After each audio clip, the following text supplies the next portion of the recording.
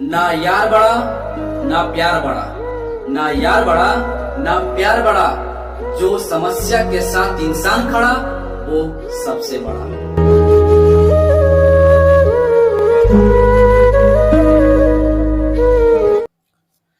10th class का हिंदी और पहला अध्याय में है श्रम विभाजन और जाति प्रथा। तो इसके बारे में सब्जेक्टिव और ऑब्जेक्टिव दोनों ही हम सब इस वीडियो में देखेंगे और विश्वास है कि आप अच्छी तरह से समझ पाएंगे और इस वीडियो के माध्यम से आप प्रश्न उत्तर और ऑब्जेक्टिव सभी का आप आसानी से हल कर सकते हैं। तो चलिए शुरू करते हैं। देखना है कि श्रम विभाजन और जाति प्रथा है, तो इसमें जैसे जैसे हम मतलब समझा रहे हैं आपको, जैसे जैसे उतारा है अब वैसे केवल उतार के आप अध्ययन कर सकते हैं। बहुत ही आसान तरीका से आप अध्ययन कर सकते हैं। तो आइए शुरू करते हैं। श्रम विभाजन और जाति प्रथा, यह क्या है? एक निबंध है दोस्त। क्या है? एकदम पूछा जाएगा कि श्रम विभाजन और जाति प्रथा क्या है, तो एक निबंध है। इस बात को आप एकदम नोट कर लें ना। श्रम विभाजन जाति प्रथा निबंध है। रचना इनका कौन है? तो भीमराव अंबेडकर। या ऐसे भी पूछेगा कि श्रम विभाजन जाति प्रथा का लेखक कौन है, तो भीमराव अंबेडकर, है ना, भीमराव अंबेडकर। इनका जन्म कब हुआ? तो किनका बारे में? भीमराव अंबेडकर का जन्म कब हुआ? 14 अप्रैल 1891, महू मतलब मध्य प्रदेश, है ना। महू बोले तो मध्य प्रदेश। कोई दिक्कत यहाँ तक? उनका मृत्यु कब हुआ? तो दिसंबर 1956। दिसंबर 1956 कहाँ हुआ था? तो दिल्ली में हुआ था। कहाँ दोस्त? दिल्ली में। यहां से अब देखना है कि प्राथमिक शिक्षा के बाद बड़ौदा नरेश के प्रोत्साहन पर उच्चतर शिक्षा के लिए न्यूयॉर्क अमेरिका, फिर वहां से लंदन इंग्लैंड गए। यहां तक समझे आप? मतलब कि कौन उनको कौन प्रोत्साहन किया था कि उनसे उच्च शिक्षा, माने उनके मोटिवेट होने से उच्च शिक्षा प्राप्त किए? तो वो व्यक्ति थे बड़ौदा नरेश था। इन्हीं के कहने पर उन्होंने उच्चतर शिक्षा की प्राप्ति की थी। तो उच्चतर शिक्षा कहाँ कहाँ प्राप्त किए थे? न्यूयॉर्क, अमेरिका, फिर वहां से कहाँ चले गए? लंदन। बोले तो लंदन कहाँ? इंग्लैंड में। क्लियर दोस्त? यहां तक क्लियर ना? आपको ऑब्जेक्टिव प्रश्न में मिलेगा कि उच्चतर शिक्षा प्राप्त करने के लिए प्रोत्साहन किसने किया था? तो किया था बड़ौदा नरेश। इस बात को आप ध्यान में रखें। अगला, कहां कहां गए थे? तो न्यूयॉर्क, अमेरिका, फिर वहां से लंदन इंग्लैंड गए थे। क्लियर? आगे देखते हैं। इतिहास मीमांसक विविधता, अर्थशास्त्र, सामाजिक शास्त्र, धर्म, दर्शन, संस्कृति का धार्मिक, पौराणिक और वैदिक के बारे में मतलब कि जानकार थे बाबा साहेब अम्बेडकर। ठीक है। उनके 3 प्रेरक व्यक्ति कौन कौन थे? तो प्रेरक मतलब होता है कि जो, जैसे हम सब कहते हैं ना कि मोटिवेशनल, आपको कौन ज्यादा अच्छा मोटिवेट कर सकते हैं, है ना, आपका कोई फेवरेट होगा, वही बात यहाँ पे है।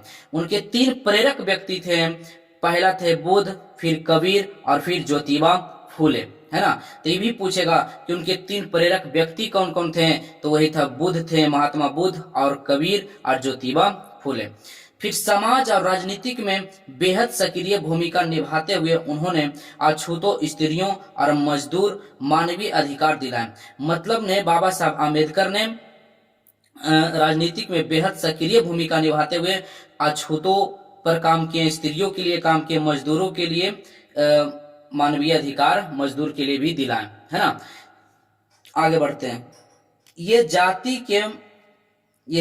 के महार मतलब कि डोम थे, है ना। महार मतलब क्या होता है? महार डोम थे। बाबा साहेब का जन्म दलित परिवार में हुआ था। बाबा साहेब का जन्म का किस परिवार में हुआ था? तो दलित परिवार में हुआ था। इस सबको याद रखना, ठीक है। उनकी पुस्तक की रचना कौन कौन थी? एकदम 1 नंबर का ये सब एकदम फिक्स होता है भाई, इसको एकदम बहुत ही ध्यान से समझना है। चलो देखते हैं हम सब क्या है। पहला पुस्तक का नाम द कास्टस इन इंडिया। क्या है? The castus in India. फिर दूसरा है देयर मैग्निज्म। फिर इनका है जेनेसिस एंड डेवलपमेंट। ठीक है, इस सब पुस्तक का नाम है। The untouchables, who are they, who are Shudras, इस सब पुस्तक के नाम, ठीक है ना। तो इसमें जो ज्यादा ज्यादातर एग्जाम में ज्यादा बार पूछा जाता है, रिपीटेशन किया जाता है, उसके बारे में हम आपको बताते हैं। एनहिलेशन ऑफ कास्ट, ये बहुत ज्यादा बार पूछा जाता है। द हिंदू विमेन, ज्यादा बार पूछा जाता है। और एक ये है हाँ हुआर सुधराज, ये सब ज्यादा बार पूछा गया क्वेश्चन है। और इसमें अगर आपको और भी अच्छा तरीका से पूरा अगर याद रखना चाहते हैं तो इसका हमने वीडियो बना दिया है, इस पे है ना, आप ही बहुत अच्छा तरीका से कमेंट करके बताइए कि कैसा इसको याद करने में आपको कैसा लगा। तो इसका हम वीडियो बना दिए हैं, आपको डिस्क्रिप्शन में इसका लिंक हम दे देंगे, आप वहां से आप इस पूरे को याद कर सकते हैं। ठीक है, हम यहाँ से आगे बढ़ते हैं। यहाँ देखते हैं कि जाति पाति तोड़क मंडल भाषण लाहौर पाकिस्तान में 1936 में हुआ था। तो जाति पाति तोड़क मंडल भाषण कहाँ हुआ था? तो लाहौर में हुआ था। लाहौर कहाँ पड़ता है अभी? पाकिस्तान में। कब हुआ था? तो 1936 में हुआ था। अगला, भीमराव अंबेडकर के माता का नाम भीमाबाई तथा उनके पिता का नाम रामजी सकपाल था। रामजी सकपाल था। ठीक है। बाबा साहेब के पहली पत्नी का नाम रमाबाई अंबेडकर तथा दूसरी पत्नी का नाम सविता अंबेडकर था। क्लियर यहाँ तक?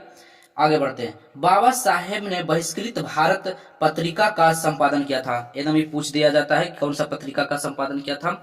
तो बहिष्कृत भारत पत्रिका का संपादन किया था। जाति प्रथा श्रम विभाजन के साथ साथ श्रमिक विभाजन का रूप है। क्या है? जाति प्रथा श्रमिक विभाजन के साथ साथ श्रमिक विभाजन का रूप था। एनिहिलेशन ऑफ कास्ट हिंदी रूपांतरण, जिसे कि ये इंग्लिश में लिखे थे, इसका मतलब ये जितना भी पुस्तक थे ना इंग्लिश में लिखे थे, तो यहाँ पे समझने का प्रयास करें। एनिहिलेशन ऑफ कास्ट, यहाँ पे देखो हम बताए थे ना एनिहिलेशन ऑफ कास्ट, तो यहाँ पे एनिहिलेशन ऑफ कास्ट का हिंदी रूपांतरण करने वाला कौन थे? ललई सिंह यादव। कौन थे दोस्त? ललई सिंह यादव। ये देखो ललई सिंह यादव ने किया था। तो किनका एनिहिलेशन ऑफ कास्ट का हिंदी रूपांतरण किसने किया था? तो यहाँ पे ध्यान आपको रखना है, ललई सिंह यादव। कोई दिक्कत यहाँ तक दोस्त? अगला, आर्थिक पहलू से भी जाति प्रथा हानिकारक था। मतलब आर्थिक पहलू से भी ज्यादा हानिकारक कौन था? तो जाति प्रथा था। आज के दिन में भी जाति प्रथा बहुत देखा जाता है ना। अगर किसी का अगर चुनाव आ जाए तो जाति प्रथा उसमें ज्यादा देखने के लिए मिलता है। जाति प्रथा भारत में बेरोजगार का प्रत्यक्ष तथा प्रमुख दोनों का कारण बने। एकदम इस बात को ध्यान में रखेंगे, है ना, कि जाति प्रथा भारत में बेरोजगार का प्रत्यक्ष तथा प्रमुख दोनों का कारण बने, है ना। यह अधत्ता है दोस्त, है ना, प्रत्यक्ष। अब यहां से देखते हैं, अभ्यास आप करते हैं। ठीक है, क्वेश्चन प्रश्न उत्तर पर आते हैं। क्लियर? तो जरा ध्यान देंगे पर। पहला प्रश्न है दोस्त, लेखक किस विडंबना की बात करते हैं कि विडंबना का स्वरूप क्या है? ठीक है, तो इसका आंसर होगा, लेखक भीमराव अंबेडकर जी विडंबना की बात करते हुए कहते हैं कि इस युग में जातिवाद पोषक की कमी नहीं है, जिसका स्वरूप जाति प्रथा श्रम विभाजन के साथ साथ श्रमिक विभाजन का भी रूप ले रखा है, जो अस्वाभाविक है। यही इसका आंसर हो गया दोस्तों। अब दूसरा प्रश्न देखते हैं हम सब। जाति प्रथा के पोषक उसके पक्ष में क्या तर्क देते हैं? जातिवाद के पोषक का तर्क है कि आधुनिक सभ्य समाज कार्यकुशलता के लिए श्रम विभाजन आवश्यक मानता है और जाति प्रथा श्रम विभाजन का ही रूप है, इसलिए इसमें कोई बुराई नहीं है। ये इसका दूसरा का आंसर हो गया। अब हम आते हैं तीसरा। अब यहां से देखते हैं तीसरा प्रश्न का, तो ध्यान दें, ठीक है ना।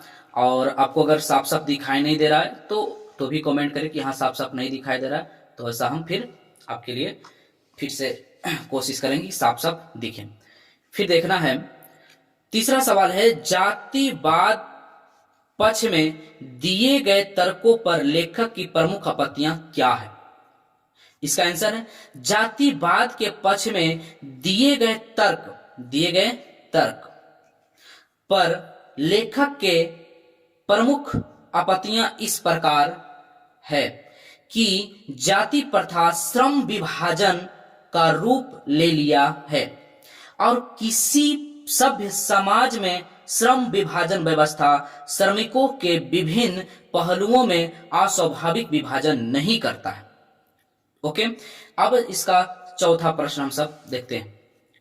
जाति भारतीय समाज में श्रम विभाजन का स्वाभाविक रूप क्यों नहीं कही जा सकती है? तो यहाँ देखते हैं, भारतीय समाज में जातिवाद के आधार पर श्रम विभाजन अस्वाभाविक है, क्योंकि जातिगत श्रम विभाजन श्रमिकों की रुचि अथवा कार्यकुशलता के आधार पर, कुशलता है दोस्त, ठीक है, कुशलता के आधार पर नहीं होता, बल्कि माता के गर्भ में ही श्रम विभाजन कर दिया जाता है, जो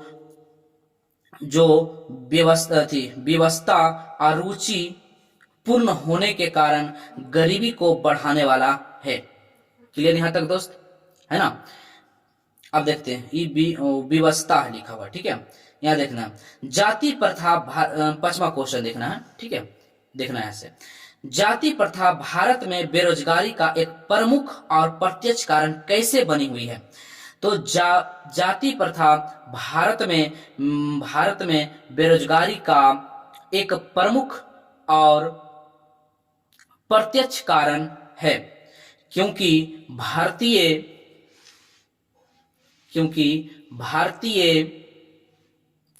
समाज में श्रम विभाजन का आधार जाति है। चाहे श्रमिक कार्य कुशल हो या नहीं, उस कार्य में रुचि रखता हो या नहीं, इस प्रकार हम कह सकते हैं कि जब श्रमिक को कार्य करने में ना दिल ना दिमाग काम करता हो, है ना, ना दिल और ना दिमाग, तो कोई कार्य कुशलता पूर्वक कैसे प्राप्त कर सकता है? यही कारण है कि भारत में जाति प्रथा बेरोजगारी का प्रमुख और प्रत्यक्ष कारण बना है। ओके, अगला ध्यान देना है, छठा क्वेश्चन। छठा क्या है दोस्त? लेखक आज के उद्योगों में गरीबी और उत्पीड़न से भी बड़ी समस्या किसे मानते हैं और क्यों? लेखक भीमराव अंबेडकर आज के उद्योगों में गरीबी और उत्पीड़न से भी बड़ी समस्या लोगों का निर्धारित कार्य को मानते हैं, क्योंकि अरुचि और व्यवस्था मनुष्य काम को व्यवस्था, है ना, जिन्हें बोलते हैं एकदम बेबस हो जाता है, वही है व्यवस्था। मनुष्य काम को टालने लगता है, माने कि एकदम टालने लगता है काम को, और कम काम करने के लिए प्रेरित हो जाता है। ऐसे स्थिति में जहां काम करने में ना दिल लगे और ना दिमाग, तो कोई कुशलता कैसे प्राप्त कर सकता है? क्लियर? सातवां क्वेश्चन इसका दोस्त, लेखक ने पाठ में किन प्रमुख पहलुओं से जाति प्रथा को एक हानिकारक प्रथा के रूप में दिखाया है? तो इसका आंसर देखते हैं। इसका आंसर यहां से है, देखते हैं। लेखक ने पाठ में जाति प्रथा को उनके पहलू से हानिकारक प्रथा के रूप में दिखाया है, जैसे श्रम विभाजन के पहलू से सामाजिक पहलू, तकनीक पहलू तथा लोकतंत्र के पहलू से भी एक हानिकारक प्रथा के रूप में दिखाया है। आठवां सवाल है दोस्त, सच्चे लोकतंत्र की स्थापना के लिए लेखक ने किन विशेषताओं को आवश्यक माना है? यहां से देखते हैं, सच्चे लोकतंत्र की स्थापना के लिए लेखक ने यह आवश्यक माना है कि समाज में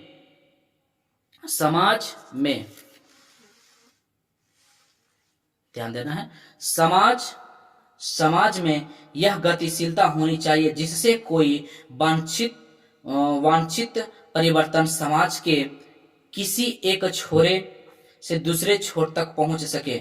ऐसे समाज के बहुविधि हितों में सबकी भागीदारी होनी चाहिए तथा सबको उनके रक्षा के लिए सजग रहना चाहिए। लोकतंत्र मूलतः सामूहिक दिनचर्या की एक कृति तथा समाज के मूले जुले अनुभवों का आदान प्रदान का ही नाम है।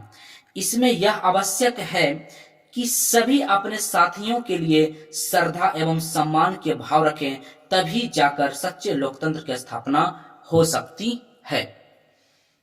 यहां से थोड़ा सा छुप गया था ना, तो यहां से अपने साथियों के लिए श्रद्धा एवं सम्मान भाव रखें, तभी जाकर सच्चे लोकतंत्र की स्थापना हो सकती है। अब यहां पे समझना है, लास्ट क्वेश्चन है दोस्त, श्रम, यहां से देखना है, श्रम विभाजन और जाति प्रथा पाठ सारांश लिखें। 5 नंबर में सब आता है, आप आसानी से लिख सकते हैं। यह देखिए यहाँ पे, आज के युग में भी जाति प्रथा की वकालत सबसे बड़ी विडंबना है। ये लोग तर्क देते हैं कि जाति प्रथा श्रम विभाजन का ही एक रूप है। ऐसे लोगों भूल जाते हैं कि श्रम विभाजन श्रमिक विभाजन नहीं है। जाति प्रथा उच्च नीच का भेदभाव करती है। उसके बाद पैराग्राफ चेंज करके लिख लेना है, जाति प्रथा को श्रम विभाजन नहीं माना जा सकता, क्योंकि श्रम विभाजन मनुष्य के रुचि पर होता है, जबकि जाति प्रथा मनुष्य पर जन्मना पेशा थोप देती है। अब मनुष्य की, ये था है ना, थोप देती है, क्योंकि मनुष्य की रुचि अरुचि इससे कोई मायने नहीं रखती। ऐसे हालत में मनुष्य अपना काम कुशलता पूर्वक नहीं करता, चूंकि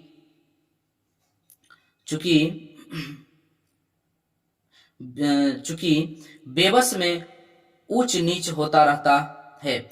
अतः जरूरी है पेशा बदलने का विकल्प।